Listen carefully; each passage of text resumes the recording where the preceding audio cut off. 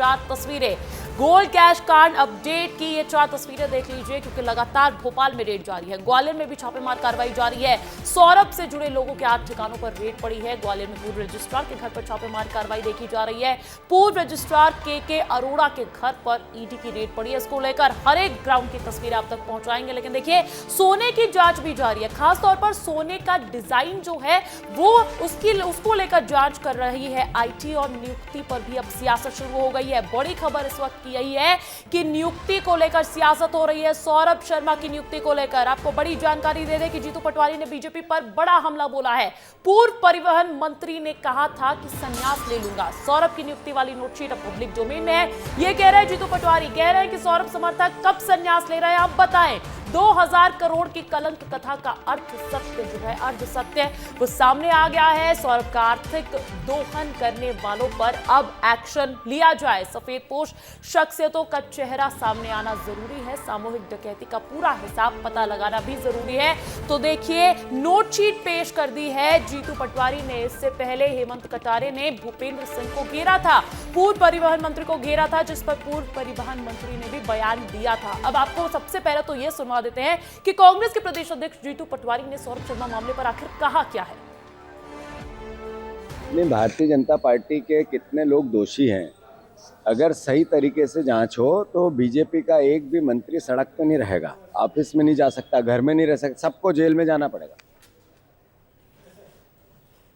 तो देखिए, भोपाल टू ग्वालियर एक तरफ ईडी का एक्शन देखा जा रहा है, तो दूसरी तरफ भोपाल में सियासत लगातार जारी है। इससे पहले उपनेता प्रतिपक्ष हेमंत कटारे ने भी हमला बोला था। उन्होंने कहा था कि भूपेंद्र सिंह जिम्मेदार है नियुक्ति में। अब ऐसे में जो भी भूपेंद्र सिंह ने कहा था उसको लेकर भी आपको जानकारी देंगे। लेकिन जीतू पटवारी ने एक बार फिर से हमला बोल दिया है। सीधा रुख करना चाहूंगी, editor in chief Brajesh Rajput ji हमारे साथ लाइव जुड़ गए हैं इस पर चर्चा करने के लिए। ब्रजेश जी, हम देख रहे हैं कि सियासत तो पहले दिन से जारी थी, लेकिन अब कांग्रेस के पास सबूत भी देखा जा रहा है। इस पर क्या जानकारी?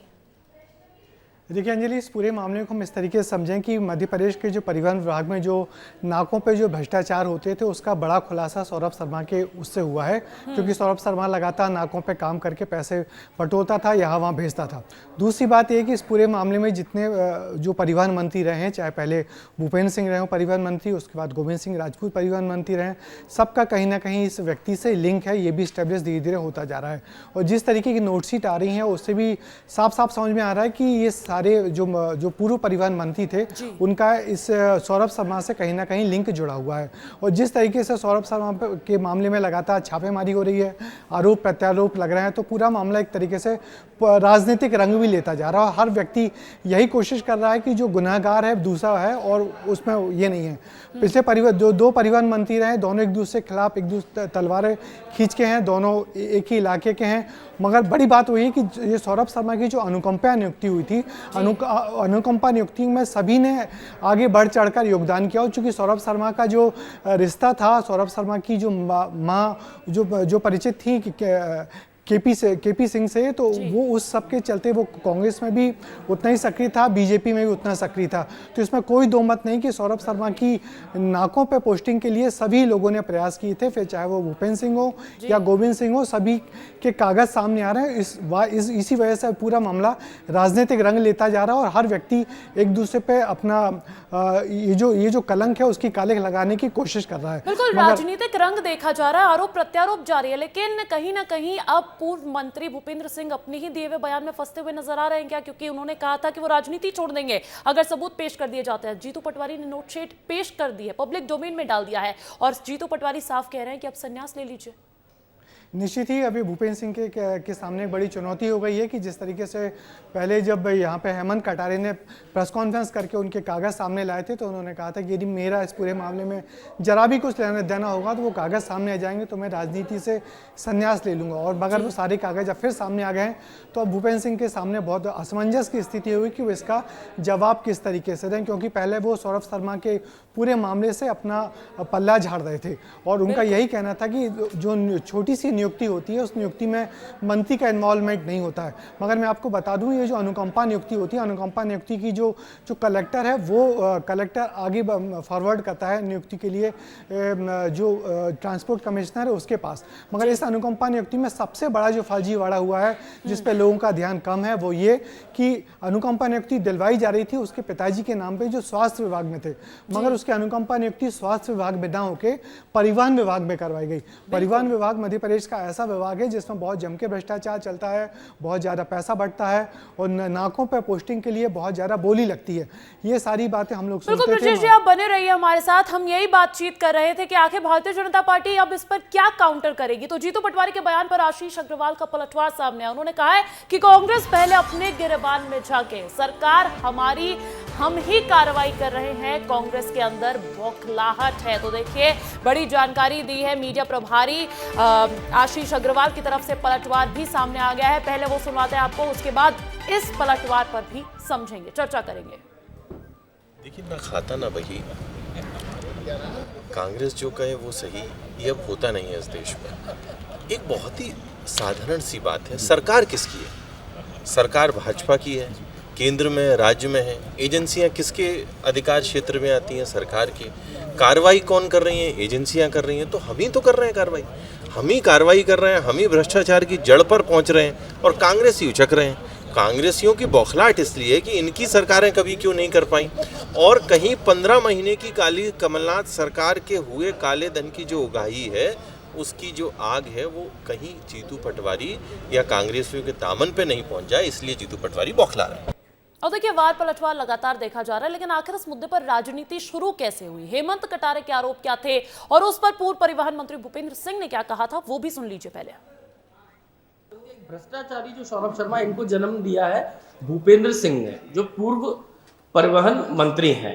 ये सौरभ शर्मा एक आरक्षक है, परंतु महत्वपूर्ण जो टोल है या चेक पॉइंट है, इन पर ये सदैव पदस्थ रहा। आरक्षक होकर भी जो इंस्पेक्टर का काम था वो करता था। समरसा, करहल, नहर, चिरुला, ये बड़े यहाँ के सबसे बड़े चेक पॉइंट्स हैं।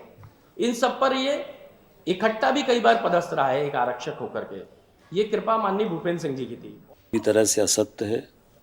मैं पहले भी इस बात को कह चुका हूँ कि वो एक भी ऐसी नोट शीट दिखा दें कि जिसमें मैंने सौरभ शर्मा की नियुक्ति की अनुशंसा की हो या अनुमोदन किया हो या सहानुभूतिपूर्वक विचार करने के लिए लिखा हो। मैंने कभी भी सौरभ शर्मा की ना नियुक्ति की अनुशंसा की। एक सामान्य रूप से मंत्रियों के पास आवेदन आते हैं तो विभाग को भेज देते, पर नियुक्ति का अधिकार भी परिवहन मंत्री को नहीं होता, ये आयुक्त ट्रांसपोर्ट कमिश्नर को होता है। देखिए, सियासत में, राजनीति में बड़े बड़े दावे किए जा रहे हैं नेताओं द्वारा, लेकिन कहीं ना कहीं अपने ही दावे, अपने ही बयान में फंसते हुए नजर आ रहे हैं। ब्रजेश जी, सुना आपने किस तरीके से भूपेंद्र सिंह ने कहा था कि एक भी नोटशीट पेश कर दे तो वो राजनीति छोड़ देंगे, लेकिन नोटशीट पेश कर दी गई है। और अब भारतीय जनता पार्टी की तरफ से आशीष अग्रवाल का बयान आता है कि कांग्रेस अपने गिरबान में झांके। हालांकि अभी भी नोटशीट को लेकर उन्होंने कुछ नहीं कहा है। देखिए, ये कोई तर्क नहीं हुआ कि हमारी सरकार, हम ही कार्रवाई कर रहे। इस पूरे मामले में सबसे दिलचस्प बात यही है कि पहले बीजेपी की सरकार थी जब भूपेंद्र सिंह परिवहन मंत्री थे, फिर 15 महीने के लिए कमलनाथ की सरकार आई जिसमें गोविंद सिंह राजपूत परिवहन मंत्री थे। 15 महीने की सरकार गिरती है, फिर बीजेपी की सरकार बनती है जिसमें फिर गोविंद सिंह राजपूत परिवहन मंत्री बनते हैं। तो ये कहीं ना कहीं सारे परिवहन मंत्रियों का इन्वॉल्वमेंट तो है, इसमें कोई दो मत नहीं। मगर ये कहना कि हमारी ही सरकार है, हम ही कार्रवाई कर रही, कार्रवाई नहीं कर रही। दरअसल खुलासे हो रहे हैं, जिस तरीके से भ्रष्टाचार के मामलों पर रेड पड़ रही है और जिस तरीके से बड़े बड़े नेताओं, मंत्रियों के साथ लिंक सामने आ रहे हैं, वो किसी भी सरकार के लिए शर्मिंदगी की बात तो निश्चित ही है। और इस मामले में तो जिस तरीके से इतना सारा पैसा, इतना सारा सोना सामने आया, उसने ये बात साबित कर दिया कि परिवहन विभाग में, परिवहन के नाकों पर बड़े पैमाने पर भ्रष्टाचार चल रहा था। तो किसी भी सरकार के लिए ये अच्छी स्थिति नहीं है। और मुख्यमंत्री लगातार जिस तरीके से कार्रवाई कर रहे हैं, उससे भी एक अच्छा मैसेज जा रहा है कि अब ये सारे नाके बंद होने चाहिए, इस तरीके का भ्रष्टाचार नहीं होना चाहिए।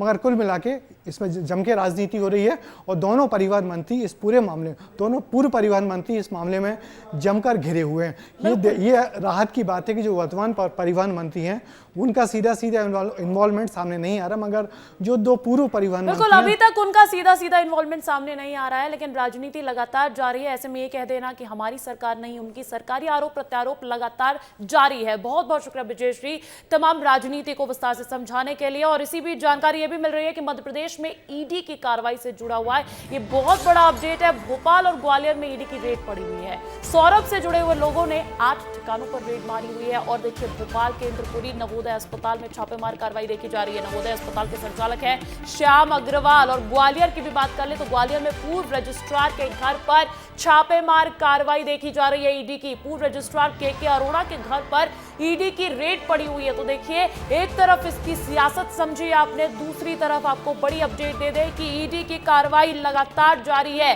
भोपाल और ग्वालियर में ईडी की रेड पड़ी है। सौरभ से जुड़े हुए लोगों के 8 ठिकानों पर रेड पड़ी हुई है। और भोपाल में सौरभ शर्मा के करीबी श्याम अग्रवाल के हॉस्पिटल नवोदय के अलावा इंद्रपुरी स्थित B91 में भी ईडी की टीम कार्रवाई कर रही है, जहां हमारे सहयोगी ने पहुंचकर मौके का जायजा लिया है, वो भी देख लीजिए। घर B91 इंद्रपुरी में इस वक्त ईडी की कार्रवाई चल रही है। घर के भीतर ईडी के तमाम सारे अधिकारी इस वक्त मौजूद हैं और ये आसरा घर का नाम है। और तमाम सारे श्याम अग्रवाल के घर के बाहर से ईडी की टीम यहाँ पे पहुँची हुई है। अंदर ईडी की कार्रवाई चल रही है। आपको अंदर तस्वीरें दिखा देता हूँ कि लगातार ईडी की जो कार्रवाई है वो अंदर चल रही है। घर के भीतर की तस्वीर आपको दिखा देता हूँ कि यहाँ पे कुछ देर पहले कुछ अधिकारी थे और अब यहाँ पे जवानों को भी यहाँ पे तैनात कर दिया गया है। ये सब सेंट्रल एजेंसीज के जवान हैं जो हथियार लैस हैं। और अंदर अग्रवाल परिवार से पूछताछ की जा रही है। कुछ ही देर पहले नवोदय हॉस्पिटल में भी यहाँ पे ईडी पूछताछ करने के लिए गई थी, लेकिन अब घर के भीतर ईडी के तमाम सारे अधिकारी पूछताछ कर रहे हैं, क्योंकि मामला सौरभ शर्मा से जुड़ा हुआ है। सौरभ शर्मा के तमाम सारे सहयोगी और करीबियों से ईडी इन दिनों पूछताछ कर रही है, क्योंकि मामला करोड़ों के लेन देन से जुड़ा हुआ है। और यही वजह है कि श्याम अग्रवाल के इस इंद्रपुरी आवास में ईडी की तमाम सारी जो अधिकारी हैं वो कार्रवाई कर रहे हैं। बहरहाल क्या कुछ कनेक्शन हो सकते हैं सौरभ शर्मा और श्याम अग्रवाल के बीच में, ईडी की तमाम सारी टीमें पड़ताल कर रही है कि बंदरबाट में कौन कौन से लोग शामिल हैं। उन तमाम लोगों के खिलाफ ईडी इस वक्त एक्शन ले रही है। और यही वजह है कि श्याम अग्रवाल भी ईडी की कार्रवाई की जद में आ गए हैं। कैमरामैन नागिन के साथ विवेक पांडे, विस्तार न्यूज़ भोपाल। वहीं ग्वालियर में आज ईडी की अलग अलग टीमों ने सुबह से ही 8 जगह पर छापेमार कार्रवाई की है। कार्रवाई पूर्व सीनियर सब रजिस्ट्रार के अरोड़ा के ठिकानों पर की जा रही है। और ग्वालियर में मुरार स्थित सीपी कॉलोनी में यह छापेमारी कार्रवाई देखी जा रही है। इस दौरान मौके पर जायजा लिया हमारे सहयोगी अनिल गौर ने, वो ग्राउंड रिपोर्ट भी देख लीजिए। ग्वालियर में आरटीओ के पूर्व आरक्षक सौरभ शर्मा के रिश्तेदार और उनके दोस्तों पर ईडी का शिकंजा लगातार कसता जा रहा है। आप देख सकते हैं कि ग्वालियर में के अरोड़ा जो पूर्व सब रजिस्ट्रार बताए जा रहे हैं पंजीयन शाखा में, उनके यहाँ ईडी की लगातार जो कार्रवाई है वो जारी है। ये यहाँ पर जो सीआरपीएफ के जो जवान हैं वहाँ पर तैनात किए गए हैं ताकि कोई अंदर ना आ सके। और बताया जा रहा है कि के अरोड़ा और उनकी पत्नी 25 दिन पहले ही यहाँ से गायब हो गए हैं। इस मकान में किराएदार रहते हैं। किराएदारों को भी यहाँ पर मकान में बंद किया गया है। उनसे भी लगातार ईडी की जो टीम है वो उनसे पूछताछ कर रही है। आप देख सकते हैं कि यहाँ पर जो के Arora advocate Madhya Pradesh high court भी यहाँ पर लिखा गया है। और बताया जा रहा है के अरोड़ा पूर्व सब रजिस्ट्रार है पंजीयन शाखा में, ये बताए जा रहे हैं। और बताया जा रहा है कि सौरभ शर्मा के ये करीबी हैं। यही वजह है कि लगातार जो ईडी की कार्रवाई है वो ग्वालियर में देखने को मिल रही है। और ईडी सुबह यहाँ पहुंची है और ईडी के तमाम जो अधिकारी हैं वो यहाँ पर लगातार छानबीन कर रहे हैं। तो कह सकते हैं कि जो सौरभ शर्मा आरटीओ का पूर्व आरक्षक जो धन कुबेर निकला है, उनके रिश्तेदार और उनके दोस्तों पर लगातार जो ईडी का शिकंजा है वह कसता जा रहा है। और बताया जा रहा है कि यहाँ के अलावा ग्वालियर में 2 और जगह ईडी लगातार कार्रवाई करने में जुटी है। कैमरामैन संजय चंदेल के साथ अनिल गौर, विस्तार न्यूज। और देखिए ग्राउंड रिपोर्ट आपको दिखाई, ताजा अपडेट्स भी दिखाएंगे, ताजा तस्वीरें भी दिखाएंगे, लेकिन उससे पहले आपको विस्तार से बताना चाहते हैं कि आखिर गोल्ड कैश कांड पर अपडेट क्या है। सबसे पहले आपको बताते हैं कि किसे मिला था ये सोना, जिसको लेकर ये पूरी सियासत शुरू हुई है, जिसको लेकर धन कुबेर उजागर हुआ। आयकर विभाग की कार्रवाई में मिला था, आईटी की कार्रवाई में मिला था। कब मिला था? 19 दिसंबर की तारीख है और आज आप मान लीजिए 17 जनवरी हो गई है, लगभग 1 महीना हो गया और उस पर बहुत सारे खुलासे हुए हैं, लेकिन अभी भी सौरभ शर्मा को लेकर सस्पेंस बरकरार है। कार में सोना मिला था और मिंडोरी जगह बताई जा रही है जहां से 52 किलो सोना बरामद किया गया था, जिसकी कीमत 41 करोड़ 60 लाख रुपए की बताई जा रही है। गोल्ड की डिजाइन कहां से आई, किसने लाया, कौन से शहर में सप्लाई हो रही थी, उसकी जांच पड़ताल अब की जा रही है। सीधा रुख करना चाहूंगी सहयोगी अनिल गौर ग्वालियर से लाइव जुड़ गए, विवेक पांडे भोपाल से लाइव जुड़ गए। सबसे पहले विवेक आपका रुख करना चाहूंगी, ईडी की बड़ी कार्रवाई देखी जा रही है भोपाल में। अब ये जो कार्रवाई हो रही है, क्या इसमें सिर्फ एक ही नाम सामने आ रहा है, श्याम अग्रवाल का? देखिए अभी तो कार्रवाई शुरू हुई है। सौरभ शर्मा के हाथ से पिछले दिनों जब रेड हुई थी ईडी की, तब वहां से चेतन गौर कई लोगों के नाम सामने आए थे।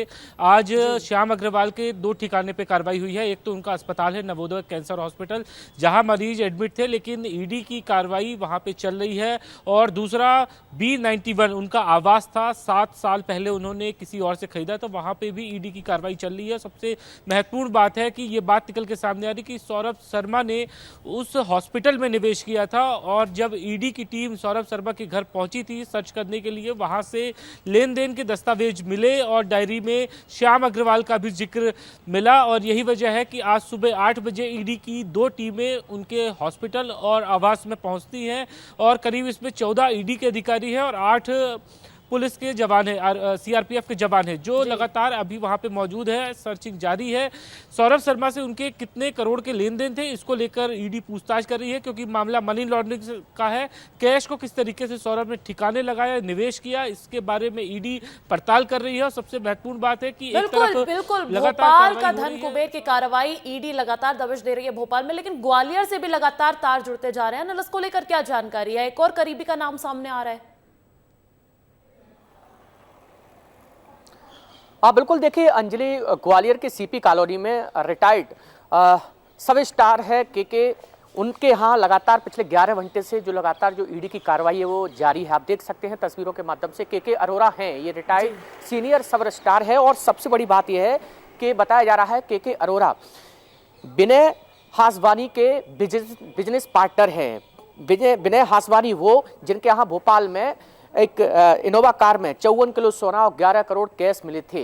तो यही वजह है कि ईडी की लगातार यहाँ पर जो कार्रवाई आप देख सकते हैं कि यहाँ पर तमाम जो सुबह 5 बजे ईडी के जो अधिकारी हैं यहाँ पहुँच गए थे और उसके बाद लगातार यहाँ पर कार्रवाई जारी है। सीआरपीएफ के यहाँ जवान यहाँ पर तैनात किए गए हैं ताकि किसी तरह की कोई यहाँ पर आवाजाही न हो। तो यही वजह है कि लगातार सौरभ शर्मा के जो संपर्क हैं, उनके दोस्त हैं, उनके रिश्तेदार हैं या कोई कनेक्शन सौरभ शर्मा से है, वहां पर ईडी लगातार कार्रवाई कर रही है। पिछले 11 घंटे हो चुके हैं इसी मकान में। आप देख सकते हैं कि 11 घंटे से लगातार यहाँ पर जो ईडी के अधिकारी हैं वो इस घर के अंदर मौजूद हैं। लगातार वहां पर अभी भले ही सौरभ शर्मा फरार बता रहा हो, लेकिन लगातार जो कार्रवाई हो रही है वो पूछताछ कहीं ना कहीं सौरभ शर्मा तक पहुंचाई देगी। बहुत बहुत शुक्रिया आप दोनों का।